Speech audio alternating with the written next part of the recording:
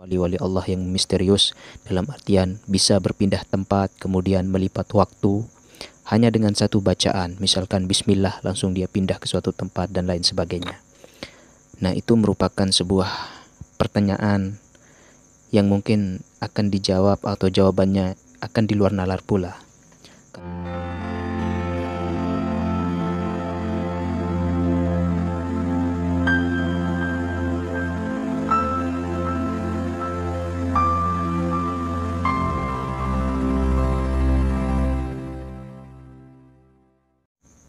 Assalamualaikum warahmatullahi wabarakatuh.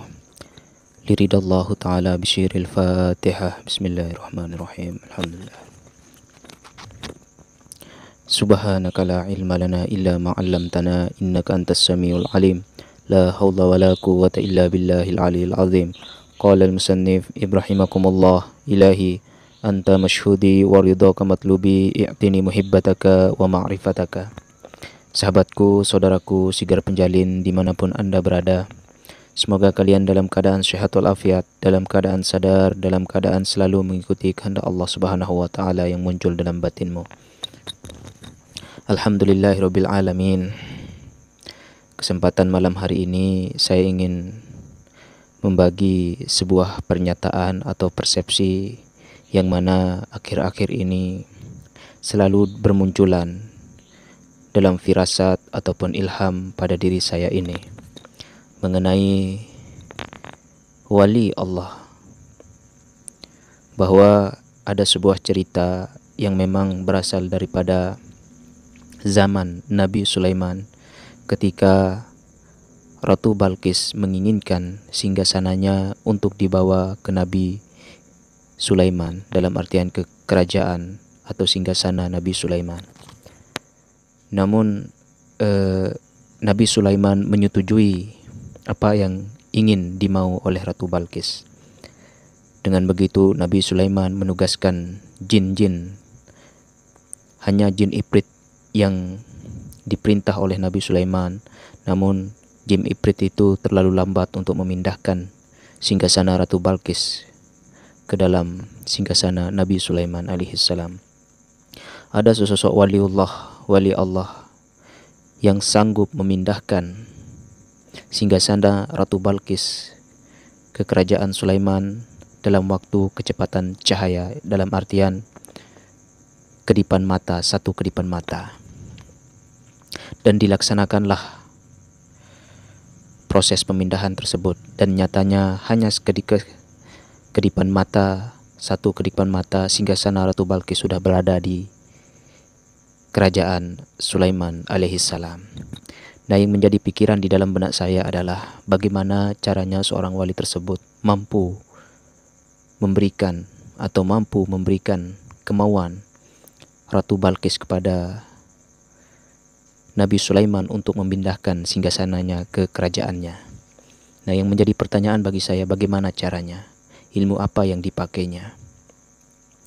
Nah, di dalam sejarah leluhur-leluhur kita juga sering kita diceritakan oleh kakek-kakek kita dahulu mengenai seseorang yang misterius atau wali-wali Allah yang misterius, dalam artian bisa berpindah tempat kemudian melipat waktu hanya dengan satu bacaan, misalkan bismillah langsung dia pindah ke suatu tempat dan lain sebagainya.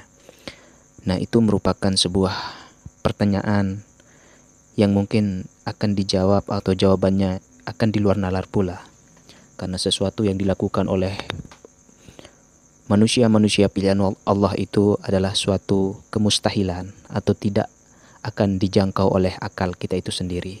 Nah, itu menjadi benak saya, bagaimana seorang aulia Allah atau wali Allah atau orang pilihan-pilihan Allah mampu melakukan hal-hal seperti itu atau diberi keistimewaan seperti itu. Begitu juga nabi-nabi kita terdahulu.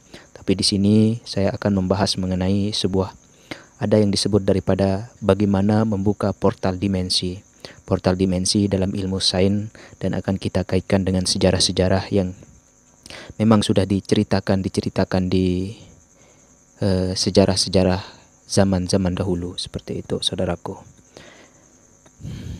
Nah, jadi seorang wali Allah yang memang betul-betul sudah mampu membuka portal Tuhan itu sendiri, maka hal yang akan ia lakukan adalah di luar nalar. Dia akan menyembunyikan identitasnya di luar nalar manusia itu sendiri. Dalam artian, ia akan melakukan sesuatu hal-hal yang tidak mungkin dilakukan di luar daripada atau di dalam daripada akal ini. Pasti dia akan melakukan di luar nalar manusia biasa itu sendiri.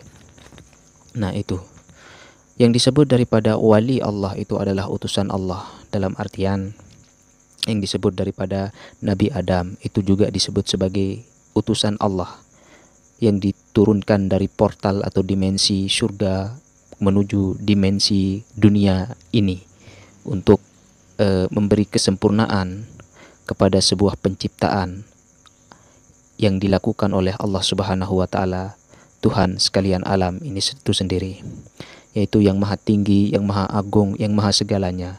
Kenapa dikatakan maha? Karena di atas daripada kemampuan akal manusia. Tetapi ketika akal ini mengada-adakan Tuhan, segala macam bentuk di dalam dunia ini dia mengadakan Tuhan di dunia ini, maka itulah bentuk daripada kemunafikan akal itu sendiri. Nah, itu adalah konsep bagaimana seorang wali Allah itu mampu membuka portal dimensi yang saya sebutkan tadi. Dalam artian ia mampu menembus sesuatu di luar nalar daripada manusia itu sendiri. Nah, sudah banyak juga kejadian-kejadian ketika seorang waliullah itu dia Jumatan di masjid yang satu, tetapi dia terlihat Jumatan pula di masjid yang lain. Nah, bagaimana caranya seperti itu?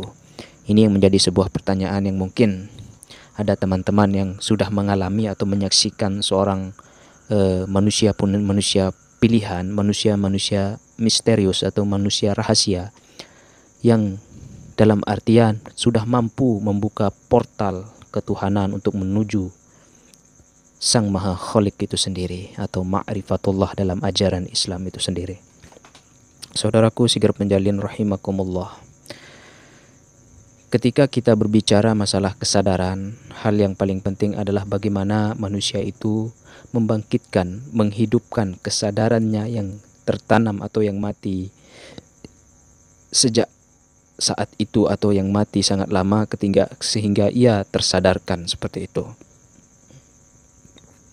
Jadi dalam pandangan kita bahas dari pandangan ilmu sains memang agak mempunyai gejolak di dalam sebuah pemikiran kita. Bagaimana seorang aulia Allah mampu melakukan hal-hal di luar nalar. Banyak juga cerita di kalangan aulia-aulia Allah di daerah-daerah kita yang memberikan atau yang memberi kedamaian di daerah-daerah kita. Dalam artian menjaga daerah kita sehingga aman, damai dan selalu berada pada dimensi atau portal Tuhan itu sendiri. Nah, seperti itu saudaraku. Saya ingin mencari tempat untuk berdiskusi sebenarnya, tapi tak ada teman untuk berbagi apa yang saya pikirkan saat ini. Nah, apabila ada saudara-saudaraku yang ingin berbagi tentang bagaimana seorang wali Allah melakukan atau bisa melipat bumi, bisa berpindah tempat dalam waktu sekejap, mari kita diskusikan di kolom komentar atau nanti saya akan kasih daripada nomor WA saya untuk sama-sama kita berdiskusi saudaraku. Akhirul kalam, assalamualaikum warahmatullahi wabarakatuh. Salamun qawlan min rabbir rahim. Salamun qawlan min rabbir rahim. Salamun qawlan min rabbir rahim. Assalamualaikum warahmatullahi wabarakatuh. Allahumma salli wa sallim ala sayyidina nur fi qalbi wan nur fi haqqi wan nur fi sam'i wan nur fi haqqi la ilaha illallah Muhammadur Rasulullah sallallahu alaihi wasallam.